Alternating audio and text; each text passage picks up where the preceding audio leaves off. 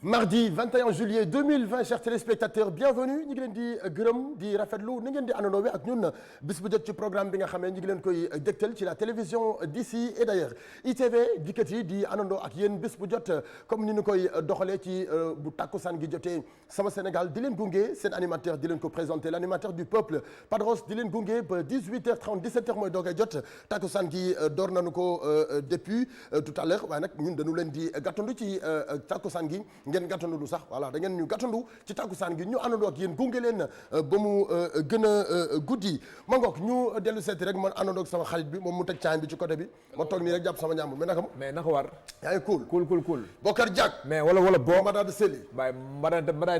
tampere aɗa selli aɗa suuri kay alhamdulillah aɗa suurani sourire waaw aɗa suurani aɗa sourire an ay min maɗa yetta Allah no feewi mais dëkk bi dafa tàng waaw Sénégal dafa tàng na yàlla sunu borom ñu ñaan ko ndox mu may nu ndox tigi waaw waaye nag leneen la nu koy ñaan mooy na péex mi ñëw waaw pourtant péex na di waaw non péexul dafa tàng dafa taw ba pare waaw boole ko tàngaay ndeysaan c'est-à-dire dafa taw ba pare ni tekk waaw ngelaw amul tigi waaw moo tax fi mu ne nii dañ naan ko maam yàlla may nu ngelaw may nu péex voilà maam yàlla may nu péex bu ñu dundee fay la ngelaw voilà bu ñu dundee fay la ngelaw maam yàlla ñu ngi leen ñaan péex gu bare bari waaye tamit di ñaan taw gi nga xamante ni taw na ko démb ak tey fii ci Ndakaaru na doon tawuk naataange na doon taw xéwal waaye tamit na doon tawuk ngëneel yàlla bu mu yàqal kenn foo xamante ni fa nga dëkk bu tawee suñu xel dafay dem ci ñi nga xamee ñoom ñoo nekk ci banlieue bi bu tawee suñu xel dafay dem ci ñi nga xamante ni mbënd bi yàgg na di leen sonal waaye tamit bu tawee suñu xel dafay dem ci ñi nga xamante ni ñoom dañuy liggéey nekk ay marchands ambulants nekk ci mbedd bi di gàddu seen ay marchandises seen i marchandises amuñu boutique bu ñu ko dugal seen i ay marchandises amuñu place bu ñu ko dugal dañuy obligé daal di jël seen i ay marchandises xool nu ñu ko defee ci ay mbuus wala ci ay affaire takk ko fenn ba taw bi sewet ñu doogay génnaat ci mbedd bi donc ñooñu ñu ngi leen di masaw bu baax a baax te tamit di leen encouragé tigi waaw am na solo parce que ñi nawet moom bu jotee ku nekk da ciy gis bànneex ñi di ci naqar surtout ñi nga xamante ne amuñu fu ñu tëdd tey bu tawee seen kër yi day senn seen macha allah yal na yàlla defal ñëpp jàmm yal na yàlla defal ñëpp jàmm loolu la ñuy ñaan donc di ko souhaiter joyeux anniversaire kii xewle moom moo di Pape Diouf leader bu génération consciente demain la anniversaire bi mais dañu koy profité tey di ko anticiper ci plateau Sama Sénégal le leader de la génération consciente kooku mooy Kor Bébé Bass waaye tamit chéri ki nga xam ne moom moo di chéri Bébé Bass bàyyu ki nga xam ne moom moo di Mouhamed ñi ngi lay ñaanal nga dund lu bari magi Bàcci Diouf sarak mi ngi la koy souhaiter waaye aussi ki nga xam ne moom moo di Khadim Diouf di la ko souhaiter Fallou Diouf di la ko souhaiter Mame Diarra Diouf di la ko souhaiter suñu yaay Thialla mi ngi lay ñaanal nga dund lu bari nga yàgg ci kanamam waaye aussi ki nga xamee suñu moo di suñu papa ja di Alaaji Cheikh di ñaan suñu borom yàlla woyofal suuf ci kawam Pape Diouf leader bu génération consciente yàgg téye drapeau musique Sénégal yóbbu na fu ne la musique sénégalaise bi nga xamante ni tey moom la ñu am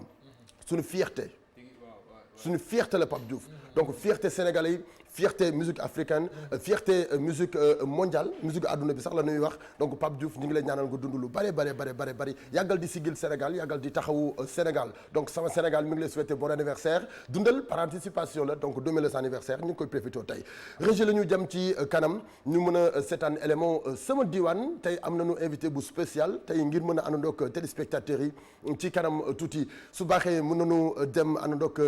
régie avec la complicité de Ramatoulaye ci côté réalisation. bul bëggati dëkk ba dëkk fa bu la dëkk ba bëggee dëkkal waa.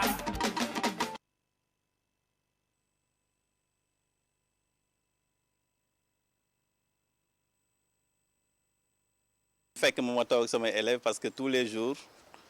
je prends un peu de mon temps pour former les élèves de troisième yi nga xam ne c'était difficile depuis quelque temps donc je prends l'initiative may leen 1 heure de temps ci sama programme bien que chargé mais au moins pour les faire une dictée ou 2 dictées chaque jour corriger leen ko pour avancer leen au moins sur français bi donc loolu moo tax ngeen fekk ñu fi. ñii samay doom lañ ñii samay jarbaat ñii samay doom bopp lañ personnellement ñii samay doomu grand frère la ñii samay jarbaat lañ donc moo tax ma jël leen tous les jours pour les faire ça pour jàppale leen ci seen BFM bi ñuy préparer. on devait payer ça pour ñoom ñu am tuuti kii mais comme que man am naa capacité de le faire donc maa ngi leen di accorder tout de suite. waaw ñu ngi amélioré ndànk-ndànk bon je vois que ils étaient très faibles en français mais quand même depuis 3 semaines ñu ngi ci régulièrement pour le restant d'ici comme que BFM bi des na encore 2 mois bon je pense que dinañ am niveau ñu bañ am yenn notes yi si dictée bi parce que c'est difficile maintenant la dictée pour les élèves d'Allah et le français donc j'essaie ma petite pierre pour participer à leur formation. Déjà en 85 laa doon def sama BFM donc je vois que le niveau est très différent ak niveau xale yi léegi parce que ñun on n'avait pas ces problèmes de français parce que timit dañ doon jàng correctement alors qu'actuellement ak internet beeg yooyu booy ils n'ont plus ce temps-là de faire des dictées et autres te je me rends compte que faiblesse su dictée bi depuis la 6e ba 3e de plus en plus day régresser 6e bu ñu si tolloo dañuy ay dictée ak CM2 bi mais bu ñu demee ba 3e durant 6e ba 3e ils font plus de dictée en classe amatul benn exercice de dictée donc s'ils arrivent en 3e ils deviennent très faibles parce que dañuy fàtte règles grammaticales yëpp yi ñu waroon accorder donc si loolu rek laa leen di jàppale pour les rappeler ça. c'est que booy ñoo si impliqué tul comme ñun on avait que ça à faire buñ gisul suñu mag yi loolu lañ daan leen fekkee ñu koy jàng donc yow jàng rek nga doon def alors que booy léegi boo la bëggee ñu jàng sax da nga leen di woo di leen def lu nekk di leen sonal pour ñu toog comme nii pour ñu toog nii à 5 heures il a fallu beaucoup de jours pour moo mun a am menacer leen tamit pour que chaque 5 heures ñu fekk ma fi donc responsabilité parent la aussi ñu nekk ci booy yi moom xam nañ moom bu ma leen nee bu leen dem géej duñ dem géej voilà bu ma leen nee 5 heures laa leen soxla dañuy ñëw 5 heures donc j'essaie de mettre ma pierre là-dessus. loolu wéy la woon Cambérène ni ngeen gisee foo gis nitu Cambérène xam ni kii am na lu nekk ci moom bu jàngul it métier mokk na donc loolu lañ bëgg ci xale yi rek samay doom moom loolu la leen di inculquer. Rohul Quds moo ko fi saxal ndax moo jëlee ba mu jógee Ndingler ñëw sanc Cambérène 1914 sama baay moo fi jëkk a judd suñ jëkk juddul si la bokk mu dagga tey def ko u kay day set boo duggee nga mu rafet ñun bi ñuy ay xale daawuñu sol daal la diggante jàkka ji ak géej sooy daw si suuf si day sap nga di ko dégg sa nopp ciit nga di ko dégg mais lu gën a yàq dëkk bi teewa bi si la bokk kenn mënatul bale oto yi tëli bi ñëwaat fii mu ne boo toogoon fii léegi oto yi commencé la romb sama gannaaw fenêtre bi sañu doom yi bañ leen di tëj amuñu jàmm amuñu salaam ba pare ñu naan Cambérène ñoo bañ tëli bi Cambérène musuñu bañ tëli bi bañuñu ko démb bañuñu ko tey te duñu ko bañ suba parce que Cambérène développement la xam koo xamante ni sa sëriñ sa xalifa dafa jël loxoom dugaloon ko si développement Sénégal Senghor ba ñu koy jëli France muy ñëw Cambérène muy ñëw Sénégal maam Seydi dafa participer woon xalifa bii fi nekk tey Serif Abdoulaye moo yóbbu participation ba kon Cambérène dafa bokk ci Sénégal nekk ci digg Sénégal nekk xolu Sénégal kon état na geesu Cambérène bale boobu nag ak set boobu moo fi am xool ma yaa ngi sama biir kër xool ba xam tilim naa xool sama kër ba xam tilim na xool samay doom a ngi samay sëte ngi ni macha allah ñun loolu la ñu xam parce que laa ilaha illallah moo àndul ak taq te ñun si loolu lañ judd loolu la ñu xam sell la ñu xam te incha allah dañuy sell rek ba dee laa ilaha illallah mënul ànd ak xuloo te loolu moo sax suñuy xol si loolu la ñu judd màgg si yaru si lii nga xamante ni moom la fi état andi liñ njëkk xeex état mooy tiwo bi Cambérène amul assainissement ñu ngi nii di ko soo commencé eggul fanweeri ak ñett tiwo bi nekk biir Cambérène wokkatu nañu ba mu amatuñu der saqat si bët yu daggay lépp tiwo bi moo ko fi andi ñuy muñ rek du muñ ba xeex ñun daañu ko génne ba fan yi de ñu ngi naan daañu ko génne mais dara wóoruma si ñu wëlbati ko waat andi tali bi teg suñu kaw norme yi mu war a àndal moom lañ deful dara hôpital bi centre de santé bi nga xamante ni moo fi ne waroon nañ ko équiper ba mu mat sëkk plateau technique bi dafa war a mat parce que dañu fi andi lu ñuy jox feebar kon dañu war a taxaw waa Cambérène bu ñu feebaree faju joxuñu ñu lekk joxuñu ñu naan de waaye dañu koy am parce que ñuy ñaq mais nag war nañu taxaw si hôpital bi sax sori na war nañu def Cambérène war na am yeneen poste de santé même fii ma toog ni war na am benn poste de santé bu ndaw boo xamante ni boo tëddee guddi sa doom jaaxal la nga daw dem fa mais amu fi te liñ ñu teguñu ko benn réew dëgg la ñoo nekk nag fii si presqu'île de Cap-Vert ñoo fi ne mais nag li ñu warloog ñun defuñu si dara defuñu ko. hôpital baa ngi nii xale yi dëkk bi ñooy cotiser jëndi ay matériel di dugal si biir télé bii fi mu jaar nii norme yi mu war a àndal defuñu si dara defuñu nag am nañu xel te am nañu ay doom ak i rakk yoo xam ne jàng nañu te xam nañu lépp tam état na wëlbatikuwaat mu taxaw geesu Cambérène li war digganteem ak Cambérène mu def ka ñun li ñu war digganteem ak moom def nañu ko depuis li ma la wax si Seyna Issa ba néegi muy am ba si aéroport bi boo toppatee cosaan la loxo maam Seydi ngi si biir Parcelles Assainies gi Baye Thiaw moo ko jël jox ko état kon état dafa war a delloo njukkal Cambérène laayeen te bu ñuy wax laayeen Cambérène mooy bopp bi mais amee lu ñu dara xanaa daal bu dara yi bu sañu doom yëngoo rek ñu sànni ñu ay lacrymogène loolu dafa war a jeex président bii fi ne ak buy mënti ñëw ëllëg na xam ni Cambérène ci dëkk bi la bokk mu beesu leen ba waxee naan Cambérène politique nañu ba dee parce que kuy politique rek kuy wut falu rek di nga ñëw fii di nga fi am baas mais boo fi amee baas pare saa yoo faloo dem wuti yeneen directeur service wuti yeneen ministre wuti yeneen député wacca leen fi loolu nag day jeex. bul bëggati dëkk ba dëkk fa bu la dëkk ba bëggee dëkk. sama diwaan foofu la nga xamee moom moo nekkoon ca Cambérène waa Cambérène nag yàgg nañu di ñaxtu gi mi ngi bëgg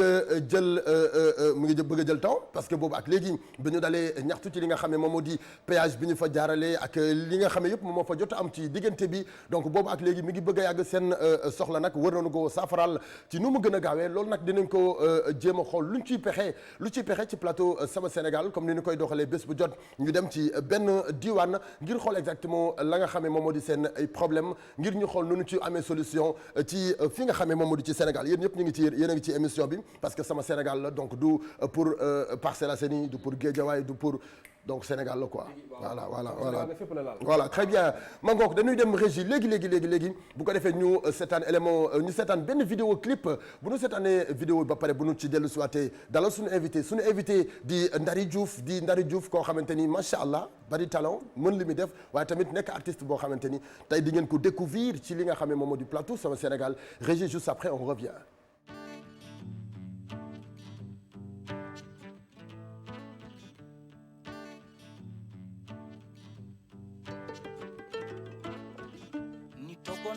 ba xaaja guddi mu mel ni yaay dafa lëndëm te gisuma xamuma lu ma teree dem te yëguma gisuma lu ma tee dem lëndëm gee ma sonal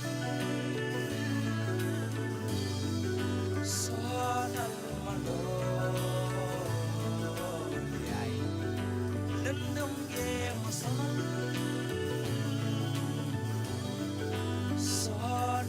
ma lool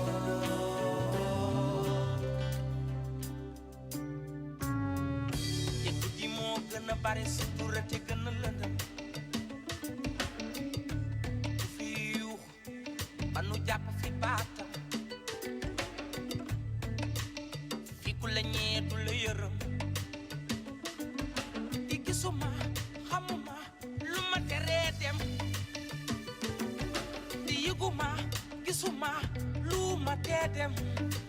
lëndëm gee ma sonal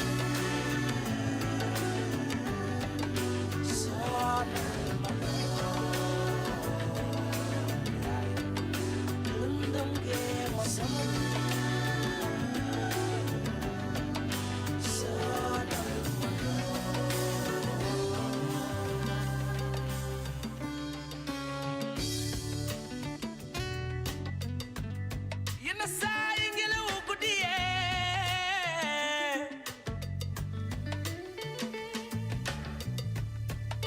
daaneel sunuy kër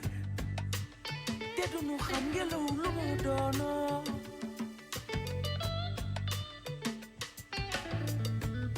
bari na ñu nu yàq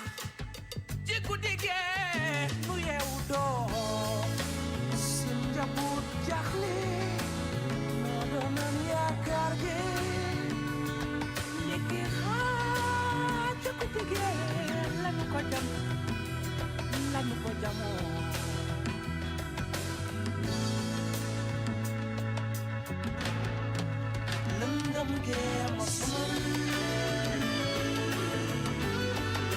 sonal ma lëndëm gee ma sonal sonal ma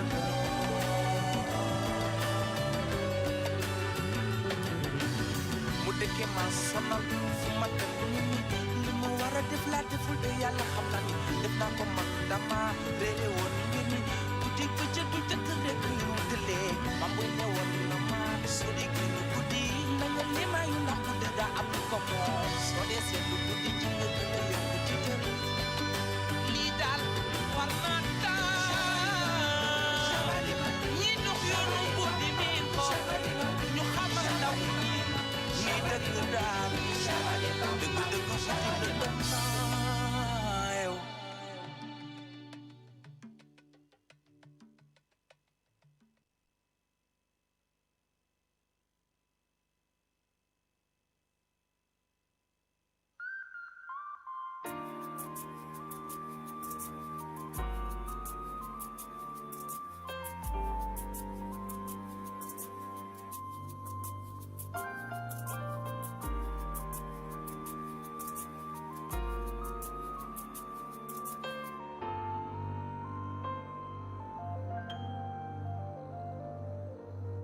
ma daal mat ma muy jaaroo su màggee ba muy ndaw la koy taxam dugg ci biir àll bee di jéem ba mën koo taxam di liggéey di jaamu yàlla di jaamu yàlla soo ko defee foo mën a nekk ci àdduna bi doo réccu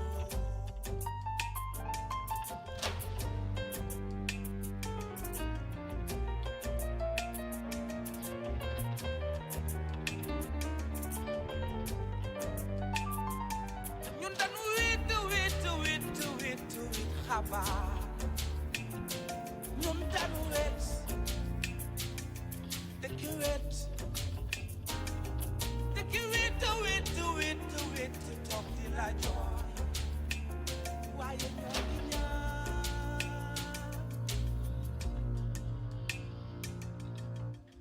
L'univers n'a pas le droit de faire cela. Elle n'a pas le droit de brûler vif des êtres vivants. Élixir, poison, on meurt en martyr, martyr de nos cœurs ensorcelés. On se sent fort mais on redoute le pire des moments. On se sent bien mais on redoute la pire des faiblesses. On reste nous-mêmes alors qu'on a perdu une partie de nous. On choisit de ne pas pleurer, les larmes nous déchirent à l'intérieur. On choisit de ne pas crier, on est muet à vie. On ne nous a pas demandé notre avis. On est muet à vie. man nag day ma wax leen lu tax su ma daan waxtaan ba mu yàgg sama xel mi sore man nag day ma wax leen lu tax nag man su ma daan waxtaan ba mu yàgg sama xel mi sore amoon naa fi ni jaay ju baax ju nu daan woowee xabaan jaam fi jógee ba léegi bëgg naa balaa maa tëdd di jullee man amoon naa fi ni jaay ju baax ju nu daan woowee xabaan fi jógee ba léegi bëgg naa balaa maa tëdd di jullee man ma fa jaaree ragal yàlla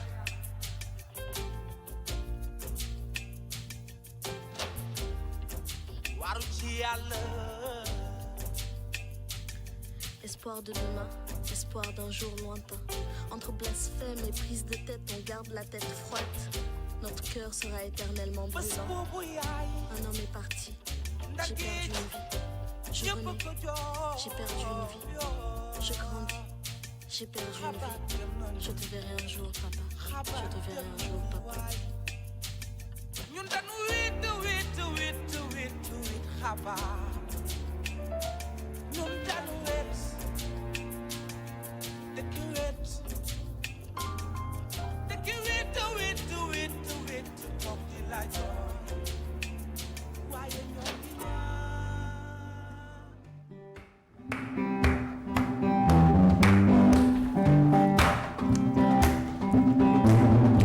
dëkkandoo yi ma mësa am yow laa ci gën a naw ci dëkkandoo yi ma mësa gis yow laa ci gën a fonk ndax li ko waral dag ma kanam mu gannaaw ma dëkkee nga yëg ma sax su ma tukkee lu ma sore sore yaay xel mi dal yow jabar sagal nga ma ci dëkkandoo yi ma mësa am yow laa ci gën a naw ci dëkkandoo yi ma mësa gis yow laa ci gën a fonk ndax li ko waral dag ma kanam mu gannaaw ma dëkkee nga yëg ma sax su ma tukkee lu ma sori sore yaay xel mi dal yow jabaroo sagal nga ma newoon naa la yow sama jàmm ji yow yaay ki ko saxalee man ma ni laa sa àdduna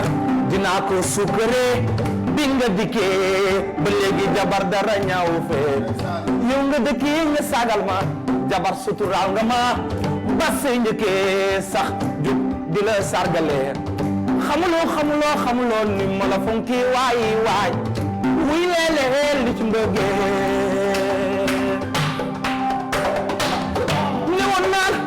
lu ma sori guddi sama xol dana tëdd si dëggal kaa tax su ma mën a dem man mi dellu see mbëggeel nii la suñu bëggante dana war a jàppalante nii leeleel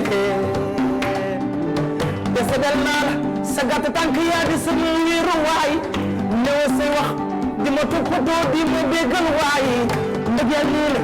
suñu bëggante dana war a jàppalante wuy leelele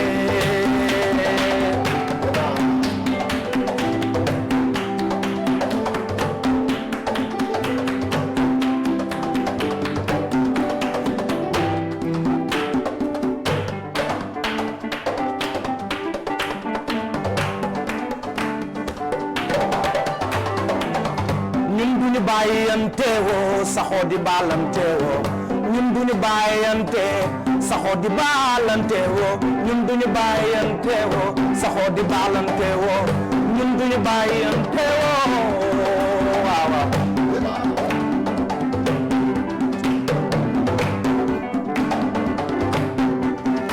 Pedros nañ ko waxtaanee rek nañ ko waxtaanee nañ ko waxtaanee rek nañ ko waxtaanee nañ ko waxtaanee rek nañ ko waxtaanee nañ ko waxtaanee rek nañ ko waxtaanee waaw ñun duñu bàyyante woo saxoo di baalante woo ñun duñu bàyyante woo saxoo di baalante woo ñun duñu bàyyante woo saxoo di baalante woo ñun duñu bàyyante woo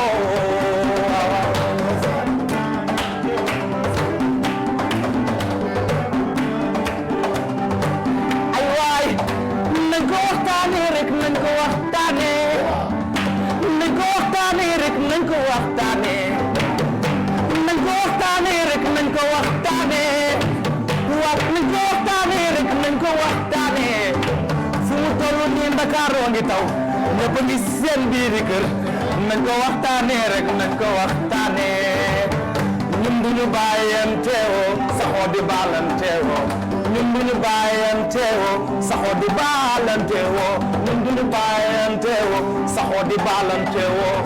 ñun duñu bàyyanteewoo.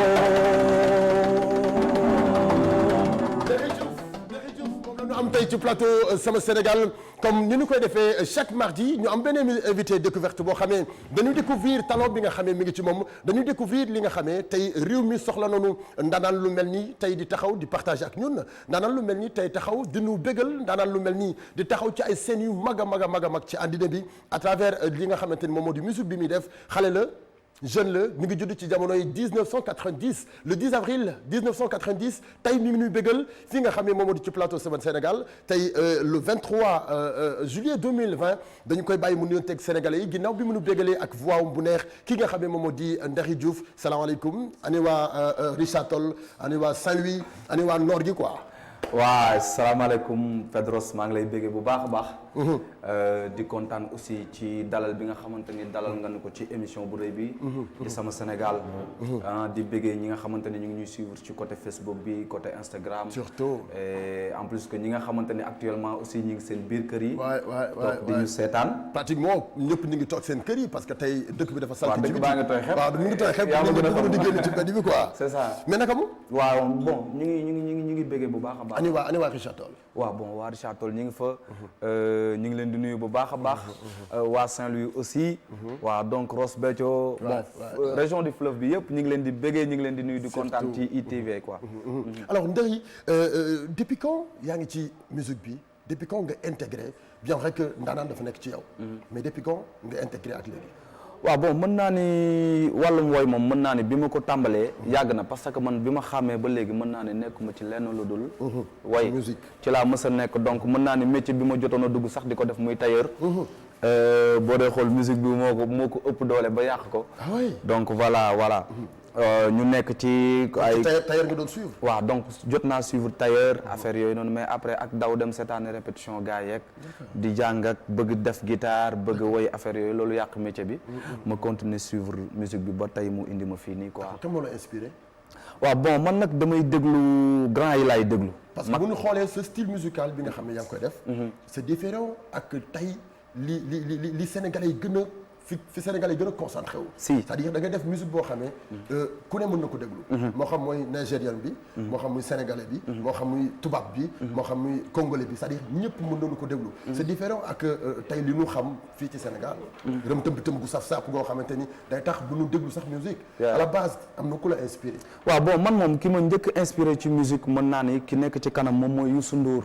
man damay déglu Youssou Ndour lu bari en plus que mën naa ni ci ay woyam yu bari ci laa jàngee ay woy yi.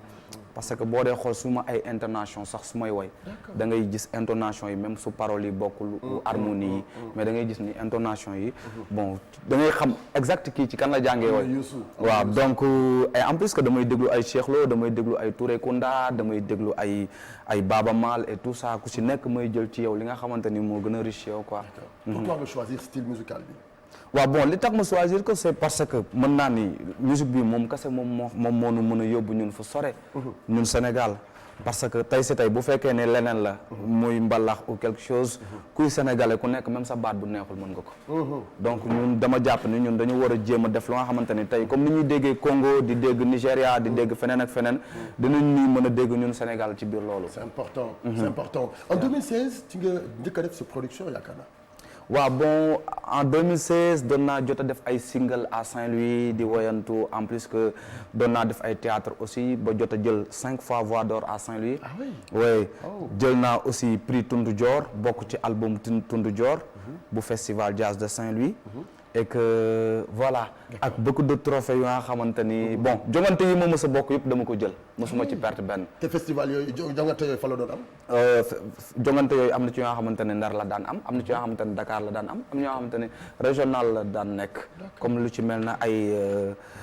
xam nga théâtre yi dafa daan am zone. daan am interzone. da daan am régional mais concours boo mës a participer yow yaay jël. dama ko jël. yaa ko jël waaye. ok d'accord dama ko jël quoi bon donc ci noonu laa ko jëlee ba jël ko 5 fois après nag ci laa arrêté dem wuti guitare commencé travailler sama voix commencé travailler sama justesse samay mélodie samay écriture aussi d'accord bu nu xoolee bu baax dafa mel ni Ndari Diouf dafa respecter musique bi oui si ba tax bi mu demee ba ni dafa choisir nekk musicien dafa dem jàng ji lépp li concerné li mu war a def dëgg la waaw bon loolu dafa war gis nga tey si tey mën naa ne àdduna bi musiciens yi ngay dégg ñu gën fi def ay affaires yu bare dañoo jàng instrument dañoo bind lu bare sinon soo ko deful soo ñëwee mën nga woy 2 ans xew da ngay xewi c'est vrai man fu mu toll nii album guddi bi ma génnee nii te actuellement mu nekk ci biir Deezer nekk Spotify nekk Amazon moo bëgg Sénégal yëpp dem wuti ko aussi surtout album bi dinañ ci nii ñëw album bi dinañ ci waxtaan lu bari voilà album bi nii dafa am richesse yu bari yu ci nekk très bien dama ko dégluwaat ko ma xam ni da nga liggéey ci album bi si voilà c'est-à-dire dafa am loo bëgg ci album bi du pour Sénégal kese c'est ça voilà donc loolu yëpp dinañ ci partager ci kanam nga wax nu jàng bi nga jàngi musique bi ba maîtriser ko da nga dem defar sa voix da nga dem jàng ci instrument te à la base bi nga koy dem def ji la moo tax nga def ko bon mën naa ni ay voix ak affaire yooyu noonu moom da nga koy judduwaale nga xam ne mi ngi ci yow déjà nit li muy jàng c'est des intonations c'est des mélodies xam lan mooy gamme xam lan mooy génn gamme pour mën a respecter loolu la nit di jàng mais bu fekkee ne baat kase la moom boo waree nekk waykat moom mooy da nga koy juddoo te man dama juddu ban instrument nga jàng bon guitare laay joué d'accord damay joué guitare kon tey Ndary bu demoon Bercy tubaab yëpp wër ko adduna bi ñëpp ñëw toog jàkkaarloog moom man kese ma mun na joué bañ a àndandoo ko orchestre moom dong mu toog joué si man kese ma joué de par sa voix ta voix ak sa instrument jeex na noonu lay demee d'accord dañu dugg ci album bi directement parce que tey dañoo bëgg ci kanam tuuti nga joué ñu lu bare ñu découvrir la en live album bi professionnellement bu ñu ko xoolee liggéey nañu ko liggéey bu professionnel un album composé de 9 titres nga duppee ko li nga xam ne moom moo di guddi pourquoi guddi bi deuxièmement pourquoi titres yi nga def ko 9 waaw bon album bi dama ko liggéey ak sama producteur bu mag bu nekk Suisse bu tudd Cheikh Gaye d'accord en même temps man ak moom ñoo fowandoo nekk xale may woyantu mu naan ma da nga mën a woy et que su ma demoon ba am un jour damay produire sa album donc Cheikh moomu tey si tey moom moo découvrir loo Sénégal kan mooy Ndary donc moom moo produire album bi avant album bi ñaata single nga def bon avant album bi jotoon naa def 2 singles d'accord 2 singles laa defoon après donc bi ma defee 2 singles yi après may gis ni bon lii du yoon bi quoi après ci laa toogaat di job ba tey si tey ma def album bi nga xamante ni moo tudd guddi d'accord guddi moo nekk noonu voilà d'accord album bi tudd guddi 9 titres yi bon 9 titres yi benn titre bi ko ubbi mooy dëkkandoo moom laa ubbee dama ciy mel na kuy woy dëkkandoo yi ci koñ bi mais nekkul dëkkandoo yi ci koñ bi jabar lay woy maanaam tey si tey ku ci nekk sa dëkkandoo bi la gën a jege mooy sa jabar d'accord kaso day wax ci ñi nga xamante ne dañ leen tooñ tëj leen fàtte leen ibbi d'accord guddi day wax ci ñi nga xamante ni tey si tey une très belle chanson voilà guddi dafa bëri sutura dafa lëndëm et que guddi day wax ci melokaanu àdduna parce que guddi dafa nekk morceau maa xamante ni soo ko déggee da nga yaakaar ni ay lëndëm lay wax mais waxul lëndëm day wax ci nit ku lëndëm ci ko nga xamante ni maanaam lu mu song du ko daan lu muy wuti du ko am xam nga day dox ni yore ay bëtam xippi di dox ci bëccëg bi ñëpp di ko gis te mi ngi ci guddi quatrième école dafay wax ci morceau day wax pour nu jàngal xale yi waaw parce que dama naan dugaluñ ñu woon école ba ñoo ngi nii màgg nañ mënuñu bind mënuñu lire donc loolu dafa am ku ñu ko teg donc école ci loolu lay wax 5e Xabaan c'est un claviste bu nga xamante ni conservatoire Europe la jànge te moom moo créé festival jazz de Saint-Louis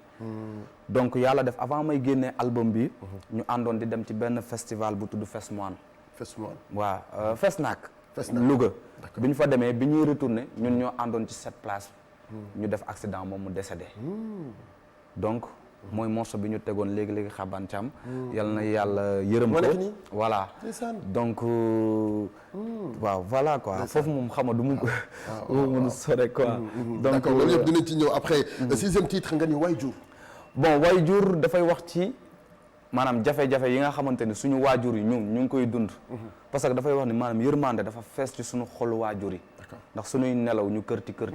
wuti dépense indil kër gi jàngoom xale yi fayub l'école bi feebar yu sew yi ordonnance yi xam nga yooyu yëpp day wax ni maanaam waajur dafa sonn d'accord 7e titre bi nga ni yaa bon day wax ci nit ku nga xamante ni tey si tey day dox xamuloo ko yow Pedros mu romb la nit ki ni la yow loo xam ci kii nan ko kii baaxul kii ku bon la kii xam nga maa ngi expliqué ci biir morceau bi naan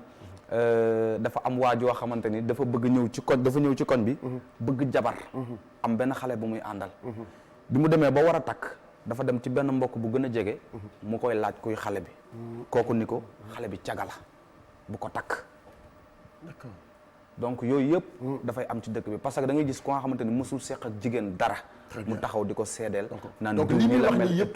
dafa nekk ay paroles yoo xam ne dafa riche ci li ngi ci biir album bi donc da leen di cofal rek ñu ubbi beneen parenthèse après yéenay dem découvrir ko seen bopp album bi directement 8e titre bi nga ni mag dafay wax ci maanaam ndaw soo nekkee xale li nga war a am li nga war a am soo màggee ci bi ngay ndaw nga koy liggéey maanaam day wax mag matt ba muy jaaroo su màggee ba muy ndaw la koy taxañ day dugg ci biir àll bi di jéem ba mën koo taxañ dafa war a di liggéey ba pare dafa war a di jaamu yàlla d'accord donc c'est ça et enfin ci dernier titre bi nga ni Cheikh moom mooy sama producteur bi nga xamante ni moom moo produire album bi te ñu defandoo man ak moom lu bare donc ci biir morceau bi xarit laay woy naka la war a mel mais dama ko jaar ci Cheikh parce que xam naa ne xarit bu jub la xarit bu ma bëggal lu baax la tey si tey lu mu amoon lu ma war a wax lu mu métti daf ma koy wax kan moo def lyrics album bi bon album bi ñu ngi ko liggéey entre Suisse Sénégal donc am na job boo nga xamante ni ñu ngi ko defee Kër Yoro Ndiaye fii Dakar donc muy studio boo nga xamante ni studio bu am qualité la maa ngi ñaan gaay ñu dem xool ko kan moo ko bind texte yëpp maa ko bind yëpp maa ko bind donc am na ci texte yoo nga xamante ni Cheikh daf ma ci doon dimbale ma koy bind mais les paroles yaa ko inspiré wu yëpp ci te nag ci ba may def école primaire kon album bi da nga ko togg ci sa carrière dama doon bind rek dama yoroon sama kii di bind di denc bi demee ba affaire yi taxaw ci laa génnee lépp def ko quoi d'accord Goudy c'est un album de 9 titres donc ñu ngi leen di wax ngeen dem uti ji ko très rapidement di leen ci ñamal nag ay tuuti extrait fii nii tey ci plateau bi en live nga fàttali nu bu nu bëggee am album bi naka la ñuy def waaw bon album bi ku ko bëgg a am da nga koy mën a jënd Spotify jënd ko Deezer wala Amazon donc ci plateforme yi lañ ko nekk di ko jaay Spotify Deezer ak Amazon d'accord donc lu mooy loolu bu nu ko bëggee ak iTunes aussi mi ngi fa quoi mi ngi iTunes waaw lu mooy loolu bu nu ko bëggee te mënuñu am possibilité dugg ci internet bi naka la ñuy def numéro téléphone nga ñuy jox wala lan la ñuy def ku ñu contacter ci 77 888 66 22 dinañ la fekk ba fi nga nekk ci Sénégal indi la sa CD 77 888 66 22 moom mooy numéro téléphone bi nga xam ne mën ngeen ci contacter ngir ngeen mën a am album bi je rappelle moom moo di album bi mu njëkk a génne ci carrière am moom Ndary Diouf Ndary dañu lay bàyyi nga dikkaat ak ñun ci way wi parce que tey dañu bëgg nga wayal ñu waaw ñoom ñëpp ñu ngi def seen kër jàkkaarloog yow dañu ñëw def guddi waaw sama chanson ngay bëgg a way sama chanson ngay bëgg a way waaw di ko may gars yi toog seen kër yëpp. d'accord waaw. ayca.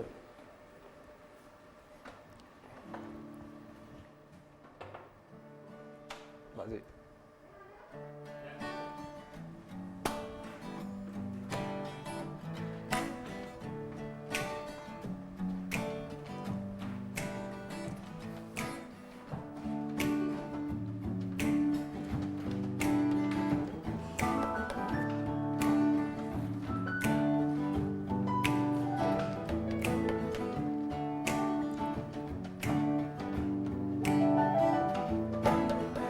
ni togoon naa ba xaaja guddi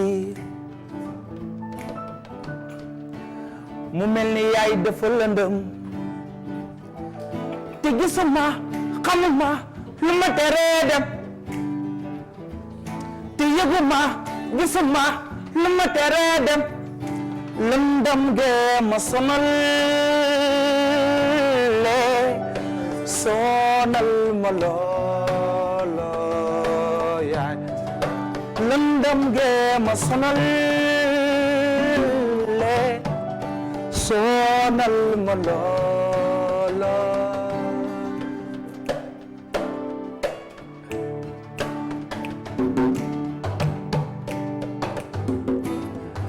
te guddi moo gën a bare sutura te gën a lëndëm ku fi yuuxu ba nu jàpp fi baatam fi ku la ñee du la yërëm te gisuma xamuma lu ma teree dem te yëguma gisuma loo ma tee dem lëndëm gee ma sonal sonal ma loolo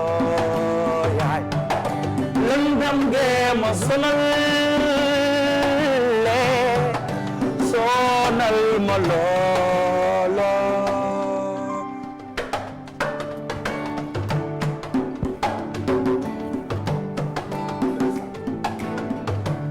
yenn saa yi ngelaw guddi yee jar fi daaneel sunuy kër te doonu xam ngelaw lu mu doonoo bari nañu lu yàq ci guddi gee nu yeewu doo seen njabootu jaaxle ñoo doonoon yaakaar gi di ndekee xaaja guddi gee lanu ko jaw lanu ko jamoo waaw lëndëm gee ma sonal ma loolo yaay lëndëm gee ma sonal ma loolo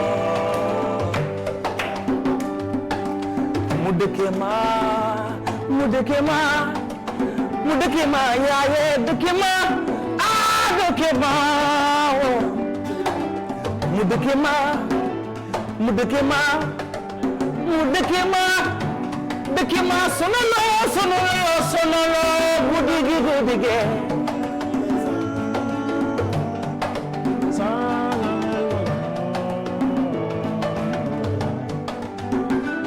ñoo Pedros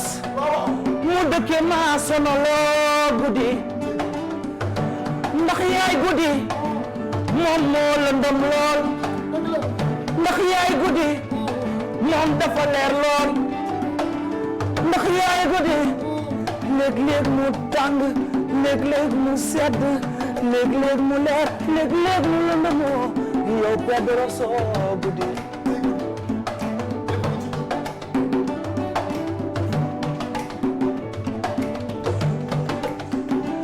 ni bi nu xalaat te xam li ko dal fu ne dem nañ fa lu ñuy yaakaar ni mën na koo faj dem nañu uti ko bi ñu jaaxle ba jaaxle loolu dem nañ ci seetkat bee dafa ni ma kii dañu koo liggéey sama xol bi jeex yërëm ko yërëmul ma ko yërëm ko yërëmul ma ko àdduna bi kenn dundutu fi lu weesu téeméeri at ba tax na def fi lu ñaaw wala wax ko fii jaru ko da ngay gis nit ki ko liggéey añaane ko la mu am yow boo seetloo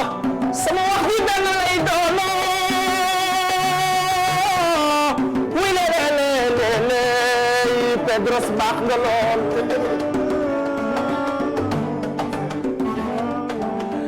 gaa yi ñu ngi ci biir ITV gaa yi ñu ngi ci biir ITV ci biir émission sama Sénégal ndax yaay Sénégal ak sunu gaal ñoo leen joote manko e ku fi ñëw te mënoo joo demal bañook sunu gaal ay waay le muy waaw dëgg laay lëndëm géema sama sonal ma lool lëndëm géema sonal ma lool lëndëm gi moo nu sonal tey na tax bi muy génnee albumam premier albumam ci carrière am mu daal di dugg studio daal di way guddi ak li mu lamboo guddi ak li ci nekk lépp am na lu baax am na lu bon am na safaan am na loo xamee mën na laa gindi ci àddina donc nag moom Ndary Diouf moom la ñu doon àndandool ci morceau boobu nga xamee moom moo di guddi mi ngi ci biir album bi nga xamee moom moo di guddi moom mooy titre album bi nga xamee moom la génnee ci carrière am di premier albumam donc foofu nag la ñuy demee régie Ndary dafa am loo xamee dafa am ci Sénégal dañu ko wax ñu ni nit bu ñu nee baax nga dañu laajte ndax mbokk yi ñoo ko wax ndeysaan nga nekk artiste nga nekk koo xamee tey yaa ngi bégal Sénégal. dëgg la yaa ngi bégal àddina. ñu teg la ci plateau Sama Sénégal ngir nga jàkkaarloog téléspectateurs yi. man du ma fi taxaw di la tagg. man du ma fi taxaw di la wax qui tu es. du ma taxaw di la wax sa talent. du ma taxaw di la wax sa mbaax. sa yiw sa bëgg doomu aadama. ak ni nga mel ci àdduna. waaye sa ay bokk wax nañu su fekkee baax na Rama mën nañu ko seetaan te dellu si waat ci plateau bi juste après bu ñu dellu si waatee moo commentaire ko. macha allah.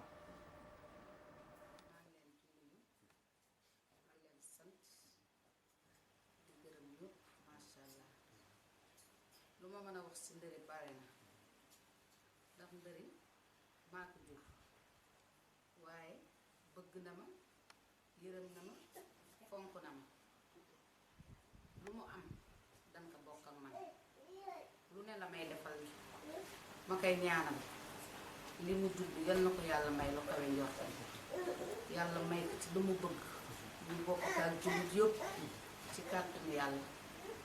ma koy ñaanal nag moom ñi mu àndal ñoom Sele Diop ñoom ak Papa Kane ak ñeneen ak ñeneen ak ñeneen ma leen di ñaanal yal na leen yàlla may gudd fan ak wér ba ñu fekke seen njariñ di ñaan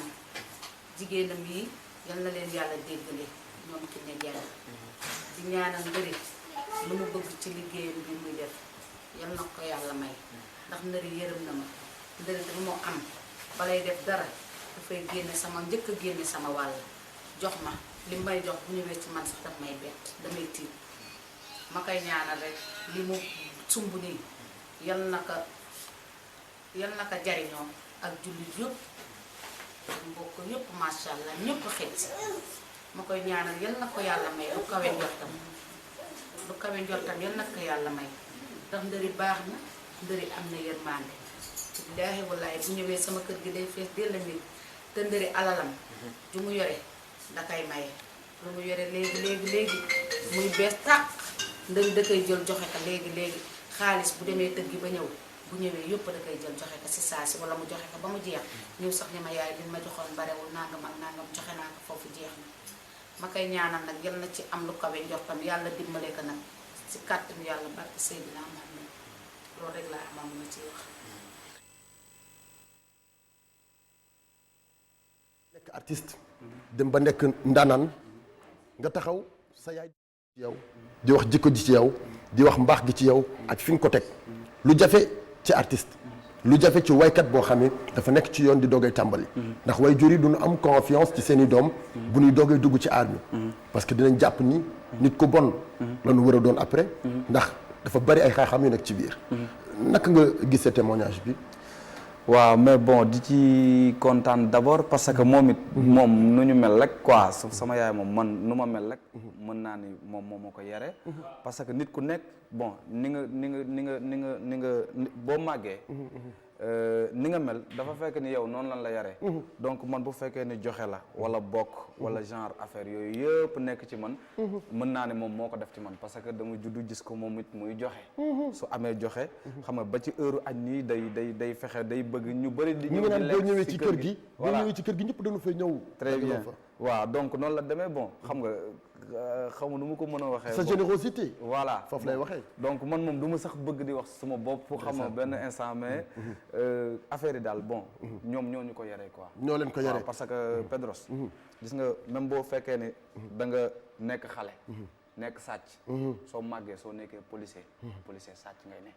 tigi xam nga la tigi boo nekkee procureur sàcc ngay ne même boo nekkee ministre sàcc ngay ne donc nit ku nekk ni mu mel su màggee rek dafa fekk ne moom noonu lañ ko yaree ci biir këram en plus que noonu la doon dundee bu nekkee xale tigi voilà kon tey lii mu seede ci yow moom moo la ko yaree ci biir kër gi noonu la demee très bien voilà ñu dellu régie bu nu waxee ci biir kër gi faaw nu waxaat ci beneen côté ñu déglu yeneen témoignage yoo xam ne def nañu ko tey ci suñu invité Ndari Diouf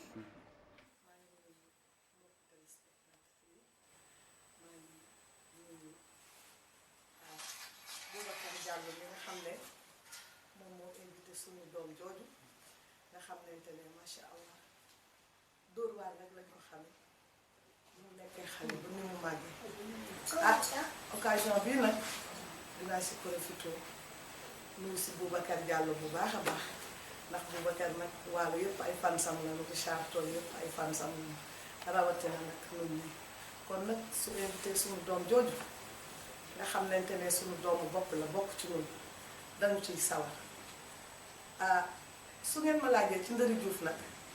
man mii mën naa ci wax ndax Ndari nag dama fekk ci carrière am lu bari dama fekk Ndari ci potu meew fekk Ndari ci rajo bu sama rak Ousmane Diop ubbi woon mu ko daan animé di way Ndari première cassette am bi mu njëkk tëgg walla lu muy rëy lu muy yaa man la ci way ak samay doom loolu mënuma ko fay Ndari mais nag Ndari xale la boo xam ne dañ koy ñaanal yàlla Boubacar Diallo invité nga ko baax invité nga ko am jom invité nga koo xam ne toxul naanul sàccul waaye nag dóor waar rek lañ ko xamee mais dóor waar boobu nag da ko doon parce que nag yaayam bii di Soda Diagne ñoo màggaale ñoo foowaale ñoo defandoo yëpp jom rek lañ ko xamee jom rek tey fii ñu nekk war na la ko kon Ndari su defee leneen daf nuy jaaxal soo gisee yaayam ku jóg ni ci ko way rek sa yaay dina bañ wala sa bañ waaye jom ji nekk ci yaayam moo tax mu bañ yaayam jigéen la joo xam ne góor yabu ko waaye Ndari nag li ma waxoon sa commencement ba tey macha allah maa ngi sant yàlla teggiwul tànkam benn yoon Ndari nag ci góorgóorlu rek la dëkk te lu mu tëgg nag suba ba ngoon man mën naa ko seede su fortaatoo dara rek day ñëw jox si yaayam te yaayam ji nag ku ko jàpp nag su ko jàppee dina am lu bari ci kanam parce que yaayam nag nitu jom la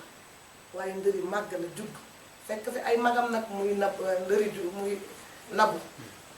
mais macha allah soo demee dañ koy ñaanal yàlla njabootam yal na yàlla barkeel njabootam barkeelal njabootu jullit yépp waaye Diouf maa ngi lay wax fi nga teg sa tànk bu ko teggi man bu doon sama sago di sagos te yàlla ma doon yàlla di dogal nga romb Youssou Ndour romb Wally Seck sama fansa la nag bu rëy rëy mënuma wax rek te duma wax Wally parce que Wally maa ko bëgg sama biir xol waaye Ndari Diouf dama ko ñaanal mu romb ñooñu ñëpp te insha allahu rabbi keroog bu ñu demee Ndar rek wane na ko Ndar macha allah boo sànnee bàttu mu tàkk ñun nag ay waalo lañu pur sang tey aw ma sax jot ndax dama nekk di récolter sama doom waaye sama doomu bopp jooju saa bu wootee rek ma dem wuyu ji saa bu wootee rek ma dem wuyu ji parce que nag macha allah xale la mais xale bu set loxo maa ngi ñaan nag ñoom Boubacar Diallo ñeneen ak ñeneen ñuy jàppale doomu aadama nañu jàppale Ndari ndax Ndari soutien de famille la Ndari soutien de famille la dafa bokk ci famille bi nga xam ne ay jigéen kese lañu kon moom la ñu yaakaar bi ñu am ci Ndari yàlla bu yàlla tas yaakaar yàlla na Ndari dem ba toog ba ñëw fekk yaayam ji lii mu defar nii di jigéen Ndari dindi ko defalaat ko château yaayam mën na ko am mérité na ko parce que nag daal doole rek lañ ko xamee kon nag Ndari Diouf daal li ma lay waxal daal ci gàttal ci kaw ci kanam càmmiñal ki ne jaay sama doom ki Ndari lu ma xewle rek Ndaree ci gën bëgg sama ki ne jaay yemalewu kaa kenn man Ndari yemalewu maa kenn kon Ndari nag maa ngi lay ñaanal yàlla bu seytaane seet bu ci yàlla boo seet bu kanam kasam Ndari yàlla na nga toog ba li nga bëgg yaakaar ko yaa ko xam yàlla na la ko yàlla defal ko sama njaboot defal ko ñëpp te yàlla bàyyi laat nag équipe bu baax bi. kooku tamit def na témoignage jëmale ci yow mu mel ni sa ay jege naa lay lël yoo xamante ni ñu ngi féeteeg sa yaay. waaw bon mën naa ni ñii ñëpp tey si tey seen kanam laa juddoo. ci seen kanam laa jàngee li ma doon jàng. en plus que di dem di def affaire yi muy normal parfois xam nga. muy nit ku baax Fambaye Adi. mi ngi daal sa premier single bi nga génn sax way nga ko ci. moom laa ci way ak ay doomam. Kiné Diagne Mali Xari Jibi xam nga. donc ñu nekk kër goo xamante ni ñoom it dañu yaatu su ma nekkee Richard Toll léeg-léeg. heure añ sax sama kër bu ñu toggee loo xamante ne neexuma damay doxantu ba foofu añ fa après delluwaat sama kër quoi muy sama yaay Fambaye Adi la tudd. mère Fambaye Adi waaw ñu ngi lay nuyu Yaboy ginnaaw Ndari mi jugement mu ngi ci ay atam jugement mu ngi ci ay atam maanaam 90 bi nga wax moom la judd romb na loolu ki xale la xam na du booy parce que lu moo tax kii boo déggee muy waxee nga xam ne kii ëpp na at yooyu noonu day waxatu rek mais jëmm ji boo ko xoolee xam ne kii xale booy la aussi am na xale bu sol yàpp kii yàpp mag waaw aussi tamit am na moom li ma rëcc sànq ci waxtaan bi damaa ko dégg muy wax maanaam mbalax bi ak musique bi muy def bi ma ne da ngaa jël minimiser mbalax maa ne ci réew mi di way dégg dafa nag waaw ñu ñëwaat ci loolu waaw may tontu loolu dinañ ci ñëw nañu dem régie ñu seetaan élément bi rapidement juste après bu ñu dellu si waatee ñu dikk ci waxtaan wi kii def témoignage icône la ci Sénégal ayca c'est parti. téléspectateurs yi maa leen di nuyu di leen bëggee di kontaan si yéen aussi seen taxawaay si émission bi di kontaan aussi si wax si sama frère Ndari Diouf sama frère la et vraiment sama rakk la boo xamante ni dañoo bokk li ñu mënul séddoo mooy ndar gi ñu jógee xam nga et mu nekk rakk ci man ba pare nag ñeme ma xam nga ma ñeme ko tamit xam nga. Déjà mu gëm li muy def mu nekk koo xamante ni depuis ma xamanteeg moom depuis mu nekk xale sama koñ sama secteur la màggee donc ma gis ko moom muy persévérer personnellement muy jël yoonu boppam di jàng di liggéey di def lépp pour war a mën a taxaw si musique bi ni mu war a taxawee donc depuis longtemps man aussi li ma mën di def ci jéego rek def naa ko mooy di ko jox opportunité muy ñëw ci sama live yëpp moom mooy def kër yi la première chance qu'il a eu avec Youssou Ndour sax d'ailleurs c'est sama kaw scène la et donc lui Youssou l'a donné beaucoup plus de respect et j'avoue que il le mérite encore plus son dernier album Guddi mu nekk album boo xamante ni album bu jar a respecté la si paysage musical sénégalais parce que tout simplement musique bu recherché la musique bu ñu seet la musique bu ay thèmes yu bokkul ak thème folklore du woy ay niit yooyu xumbal musique bu professionnelle et je pense que il est important que les animateurs mettent ça en valeur pour que la musique revienne à sa place donc Ndari moom mënuma jeexal ci moom yoon bi ma am itam en France yi spectacle mooy premier yoonam ci tukki ma yóbbaale ko ñu dañ mu ñëw fekk ma foofu donc je pense que rakk la ci man mais te yéene naa ko donc maa ngi koy ñaanal yàlla yeggale ko ñu yoon yàlla defal ko sutura daay man waaw defal koy xéwal am nay projets yu bëri yu nekk suñu kanam yoo xamante ni yéene naa ko te bëgg naa mu nekk ci tamit peace brother man yow continue to be the first thank you bye. Fata El Presidente yéen ñaar partagé ngeen plusieurs fois. waaw bon Fata moom mën naa ni bokk na ci ñi nga xamante ne tey ñoo ma njëkk indi Dakar. boobu maa ngi gën a nekk gone. nekk ci affaire yi di tarbiyu di maanaam di for. donc moom ma indi Dakar mën naa ne premier grand théâtre am aussi. maa ko defal kër. et en plus que fa laa amee possibilité woy ak Youssou Ndour. c'est vrai donc mu ngi koy wax ci témoignage bi. voilà ba Youssou wax fa lu rafet donc. mu nekk naka la def bi ngeen partagé ak Youssou Ndour sur scène. bon dama woy Youssou ni ko kan la affaire yooyu jox ma micro ma woy mu ne lii da ngeen ma ko nëbb yëgu ma ko woon affaire yooyu noonu mais depuis lors. muy dañu la nëbb. yow dañ ko nëbb ku mel na man. gisu ko woon mais depuis lors. après nag yàlla dafa dogal ma jóge ci affaire yooyu noonu quelque temps. bon ma delluwaat dëkk ba dellu bu yàgg. xooloo feebar tëraloon ma quoi. donc bi ma demee ba benn instant. ba xaw a jàppaat forme. ci laa jógaat foraat nekkaat ci yoon bi. et que defe naa ne boobu la ñu gëj a gisante man ak moom mais. teewul aussi dama doon continuer di suivre di jàng parce que man dama naan Youssou. mooy maître bu nga xamante ne ci man moo ma jàngal te mësuñu gisante. musuñu gisante quoi donc def na lu bari ci man. def na lu bari ci yow. waaw ma koy ñaanal gudd fan. ak wér gu yaram et que loolu aussi waxuma ko pour lenn dama koy wax rek juste parce que dafa def ci man te nit bu defee ci yow. da nga war a wax ni carrément. c'est important dafa def ci yow. dafa def ci yow donc ci loolu la ñu seetaanee dernier témoignage bi nga xamante ni def nañu ko ci moom ngir ñu mën a jeexal parce que li ñu war a def ci plateau bi yëpp donc duñu ko mën a def moo tax ñuy tënk waxtaan wi ngir mën a dabanteeg waxtu wi salaam ñu dem régie seetaan élément bi. rapidement ñu dellu si waat jeexal. Sénégal gépp rawatina Péteros bi nga xam ne moo invité tey sunu doom invité sunu xarit invité doomu ndar bi nga xam ne siggil na ndar gépp tey li ngeen def rëy na ci képp koy waykat ci képp ku nga xam ne artiste la parce que bu leen neexoon du ngeen ko def tey bu ngeen defee émission di wane jeune talent yi bëgg ngeen ñu góorgóorlu bëgg ngeen ñu am jom bëgg ngeen ñu raw seeni moroom ki ngeen invité mën naa ne mënuñoo wax ci moom lu bëri ngir mbaaxam ak oyofam ak bëgg nit ak xam fi mu jëm moo tax mu bàyyi fi Saint-Louis dem ba Ndakaaru buuxante ji ngir carrière am réussite bu baax te suñu borom dina ko ci defal tawfeex ndax gëmul succès wàccee na boppam xam na mooy kan xam na fu mu bokk et liñ ko yéene bëri na li mu yéene boppam tey suñu borom bi moo àggale lépp ñu koy ñaanal yokkute ku wér ak képp kuy artiste ak ki nga xam ne moo ko invité mooy suñu borom defal ko ci yokkute def na geste noble tey képp kuy doomu Ndar xolam sedd na képp kuy artiste xolam sedd na ñun tey amuñu fayu ki nga xam ne moom moo ko invité kontaan nañu bu baax di ñaanal suñu waa ji yokkute bu dee baax mooy tax nit yokk dina yokk su dee bëgg ay waajuram ak mbokkam moo tax muy avancé suñu borom dina ko ci defal yokkute bu wér ndax baax na lool oyof na lool xam na fi muy teg tànkam xam na lu ko war wasalaam.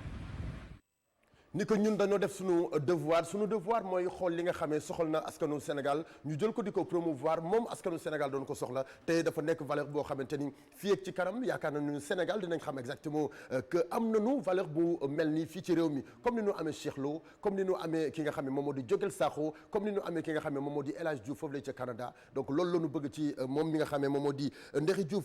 témoignage yi nit yi wax nañu jëmale ci yow tey réew mi fi ñu la teg ak ñi nga xam ne ñoom ñooy mélomane yi naka nga ko gisee. waaw bon di ci am contentement rek. di wax ni mooy comme li ma la wax rek man moom du ma bëgg di tàgg sama bopp. wala may wax ci sama bopp lenn. d'accord léegi mën nga ñëwaale en même temps ci question bi Bokar expliqué tout à l'heure. voilà di kontaan d'abord ci sama gars yi nga xamante ni tey aussi ñoom ñu ngi Bandar. ñoom Matabara ñoom Ibou Ndoye ak Ndiassé bëggoon nañu yëpp jàll. voilà mais temps bi du fi xaj quoi. voilà donc ñoom maa ngi kontaan ñoom parce que ñoom it dañ ma teewal Ndar. di ma jàppale di dugal sama ay sound fépp. ba pare su ma nekkee Ndar ñoom ñoo ma yëkkati ba ca kaw fu ma jëm ñooy taal seen oto yóbbu ma bëgguñu ma sonn bëgguñu sax ma taq suuf. donc maa ngi leen di béggee Matabara. pour fàttali la ñu ngi jot ay témoignages yu bari ci yow nit ñi ñu ngi apprécier ci taxawaay bi tey Bokar rek waaw rappelé ko. moom daa favoriser musique am bi rek minimiser mbalaxmaan yi. waaw loolu daa gis sax ci wax. waaw mais kuy xalam da ca jaayu barke ba yaay borom. donc donc waxuma mbalax du dox. mais tey si tey. bu njëkk dañ daan déglu mbalax yu nice. yu classique. yu ñu structuré. mais gis nga 3 ans yi ñu nekk nii. gars yi dañu war a tëjuwaat ñu xool li ñuy génnee parce que même bu dul dara gars yi ñu ngi ñuy raw de. gars yi ñuy romb bu baax a baax tey si tey boo jàppoon Trace TV. néew na loo fay teg lu ñu fay teg sénégalais. bu weesoo Adiouza. Wally Seck. Youssou Ndour. Dip. donc ñun suñu génération bi nga xamante ne dañoo ñëw daawaati géej affaire yooyu noonu dañoo war a fexe ñun fay teg mais boo gisee li ci ëpp teguñu fa c'est parce que seen génération bi mujjee ñëw li ñu leen di gis ci yenn chaîne internationale yi day jafe dafay jafe c'est parce que ci musique bi la donc war nañu mën a defaraat affaire yi ba mu gën a carré surtout man du ma sax wax waykat yi parce que tey si tey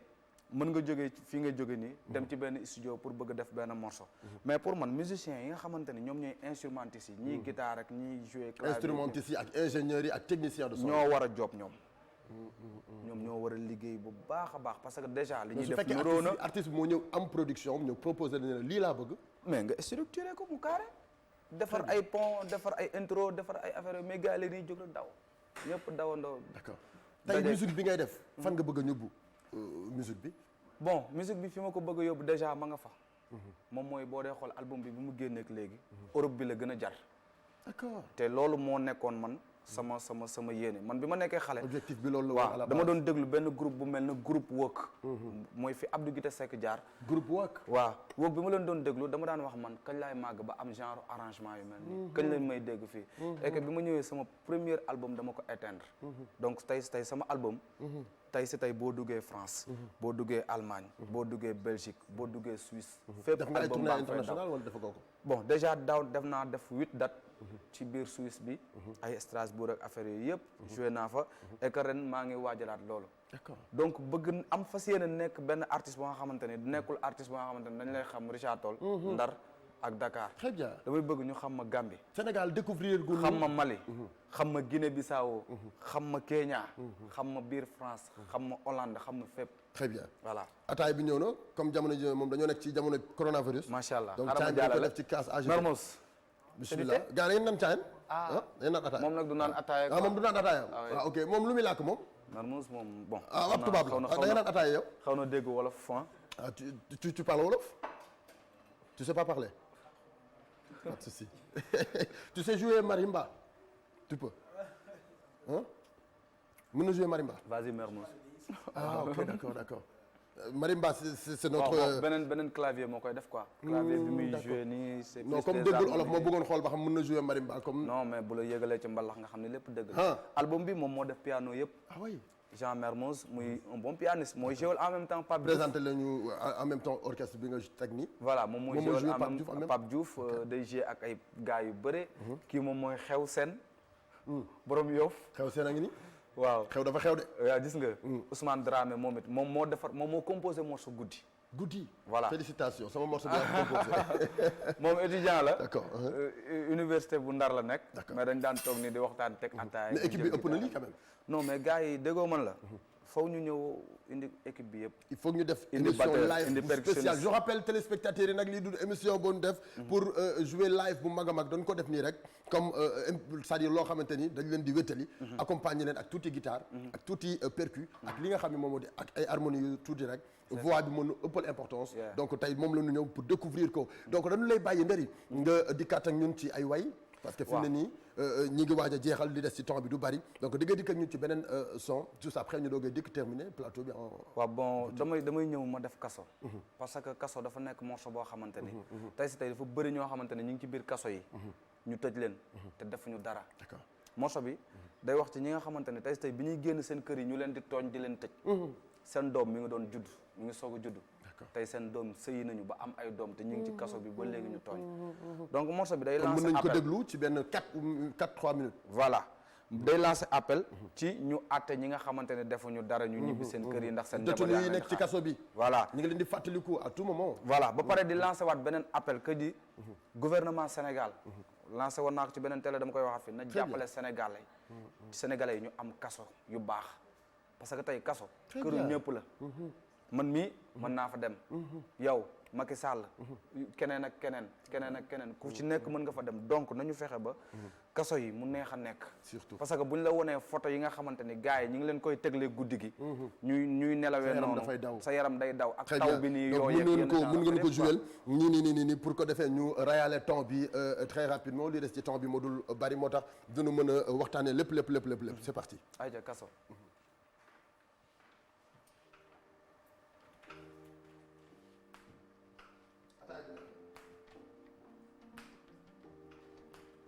Malabi, $20,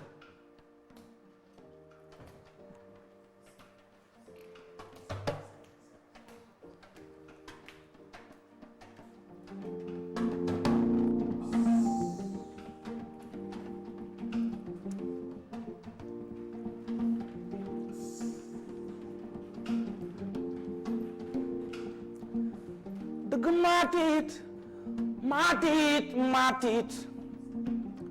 dëgg maatit ci jamono bi léeg-léeg da lay tooñ ba noppi tëj lu la ëpp la doole te amatuma mënatuma xamatuma dañu ma soppi te amatuma ñu wàcc ma fii ci kaso yi nii defuma dara nañu ma ubbi ma dellu ca njaboot ga ñoom ñoo may xaar waay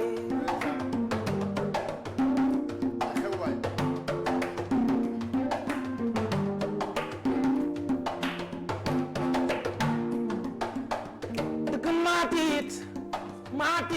maatit ci jamono bi léeg-léeg da lay tooñ ba noppi tëj lu la ëpp la doole te amatuma mënatuma xamatuma dañu ma soppi te amatuma ñu wàcc ma fii ci kaso yi nii defuma dara nañu ma ubbi ma dellu ca njaboot ga ñoom ñoo may xaar waay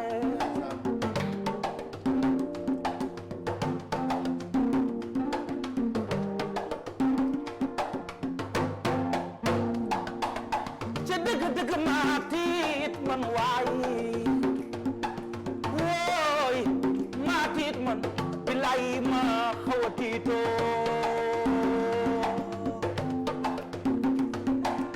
réew mi dafay bëgg yàqu doo xamee ki ñu tooñ ki tooñoo dañu lay tooj tëjlu la ëpp la doole te amatuma mënatuma xamatuma dañu ma soppi te amatuma ñu wàcc ma fi ci kaso yi nii defuma dara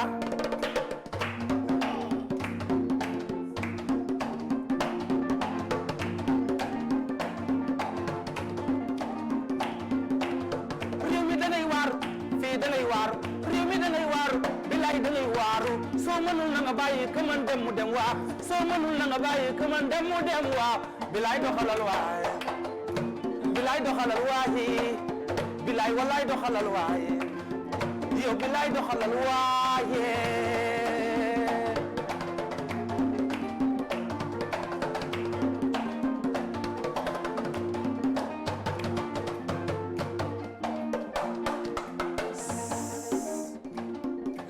Pedros dëgg-dëgg ñii seen yaay waaw waaw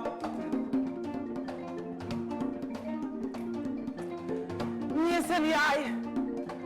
dëgg-dëgg faatu na ci seen gannaaw te ñoom teewuñu fa saxooy teewuñu fa saxooy waaw waaw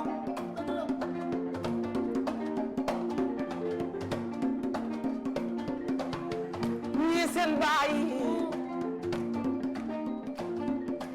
bilaay ñii seen baay faatu na ci seen gannaaw te ñoom teewuñu fa sax teewuñu fa saxoo leeya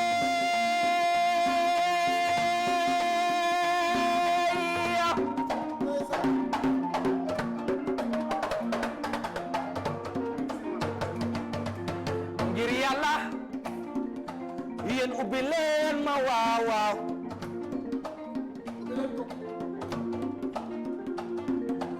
ngir yàlla yéen ubbi leen ma waaw ay waay kaso bi metti na waaw ñii seen yaaya nga leen di xaar ñii seen njaboot ya sax lekkatuñoo te naanatuñoo ndax ñoom ñoo doon liggéey da leen joxoo ay waay ubbi leen ma waay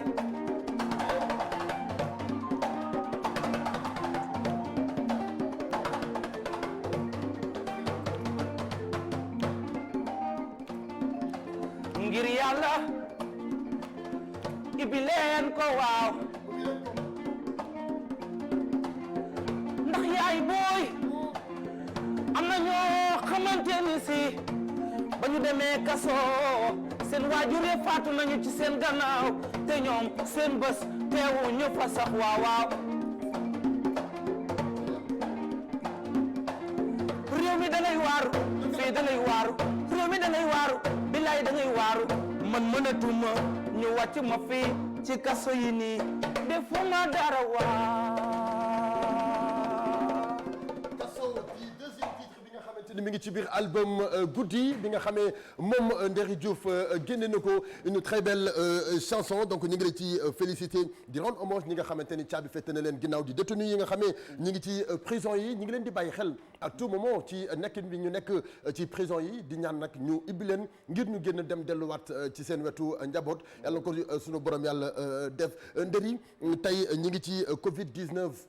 bu Covid bi jeexee yaa ngi woon ci confinement Covid bi bu jeexee lan ngay waajal ngir fas yéene ko def ci ay projet la bokk. waaw bon bu Covid bi jeexee bon ñu ngi waajal gën a yaatal suñu bopp ci Ndakaaru. très bien parce que bon album bi dafa génn. ñu ñëw Dakar di def promo bi. mu tombeek lii am. ñun ñëpp ñu toog donc loolu sax dafa jàpp suñu liggéey. ba album bi boobu ba léegi gars yi bëri mënuñu ko découvrir donc. am nañu yéene nag bu album bi bu affaire yi weesoo. waaw ñu gën a génn Dakar. surtout maanaam gën a promouvoir li ñuy def. parce que booboog léegi ku ñu tasanteel rek ci Dakar wax dëgg yàlla. tase guñoo kenn koo xamante ni musique bi ñuy def neexu la. c'est vrai. gars yëpp ko apprécier et en plus que gars yëpp bëgg changer air. très bien dund beneen style musique boo xamante ni mooy loolu. macha allah. macha allah quoi. booy joué ak moom da ngay. dama koy sentir surtout morceau yaay bi. day dawal sama yaram quoi billahi. macha allah loolu yëpp dinañ ko gën a partager ensemble après ci yeneen plateau yoo xam ne bëgg nañu ko def moom mi nga xam ne moom moo di Ndari Diouf Ndari temps bi jeex na lan ngay tàggatoo lan ngay wax Sénégal. waaw bon di dénkaat sama bopp Sénégal. di wax ne man jeune laa boo xamante ni maa ngi tàmbale. et en plus que sénégalais laa. boo xamante ni mën naa dama ñëw pour woyal ruu yi. wooy ñi nga xamante ni ñoom woyal ñi nga xamante ni tey ñoo ñàkk. ñoo nekk ci fitna. wala ñoom ñoo kii quoi bon ñoom ñëpp gon ma leen di dénk sama bopp pour que ñu gën a jàpp ci. album bi gars yi mën nañ dem découvrir ko aussi sama page mi ngi Facebook Ndary Diouf officiel. Facebook. maa ngi Instagram aussi. en plus que di leen ñaan waaw ñu dem aimer aussi page Gmal Prod parce que foofu la exclusivité yëpp di xewee. Gmal Prod waaw d'accord ñi bëgg album bi fàttali nu ci ban numéro la ñuy woote. bon ñi bëgg album bi mën nañu woote ci 888. 888. 66. 22. donc ku ci woote man sama bopp ngay jot. ah oui te maa lay jaay CD bi. ba fa indil la ko incha allah ñu indil la ko incha allah. 886. 888. 888. waaw. 66 28 22 66 22 waaw dama ëppal de donc di bëggee waa Richard Toll bu baax a baax di bëggee grand DJ Belifa moom mi nga xamante ni tey man nekkuma Richard Toll mais moo dem jëli image yëpp rassemblé ko di bëggee Fata di bëggee Cheikh depuis Suisse Tala Elena Moll di bëggee ñoom Jo Atap ak gars yi ñoom Ismaïla très bien waa Kay Free gars yëpp maa ngi leen di bëgg ku ma fàtte rek donc xel du daj ma tabara Ibou Ndoy Ndiasse gars yi yëpp bëgg naa leen di merci ñu ngi koy gërëm bu baax moom Ndary Diouf mi nga xamee moom la ñu amoon tey ci plateau découverte comme chaque mardi ni ñu koy defee toog découvrir benn talent boo xamante ni mi ngi ci artiste bi tey découvrir nañu nag vrai artiste tey découvrir nañu koo xamante ni avenir la pour la musique sénégalaise merci beaucoup orchestre bi ñu ngi leen di gërëm bu baax a baax a baax ñi nga àndandool merci beaucoup chers téléspectateurs merci beaucoup à demain à tout à l'heure ça jeex na à tout à l'heure sur iRadio 90.3 19h ba 20h45 lu mooy loolu demain incha allah la ñu dellu si waat ci télé bi ci plateau sama Sénégal di leen gërëm merci beaucoup Petit Sélé Diallo ci côté caméra merci beaucoup Augustin ci côté caméra gauche merci beaucoup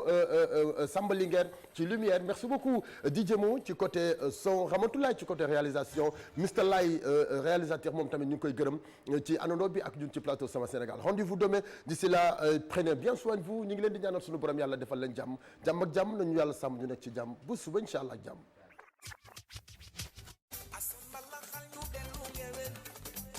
musique amul coow ni dongul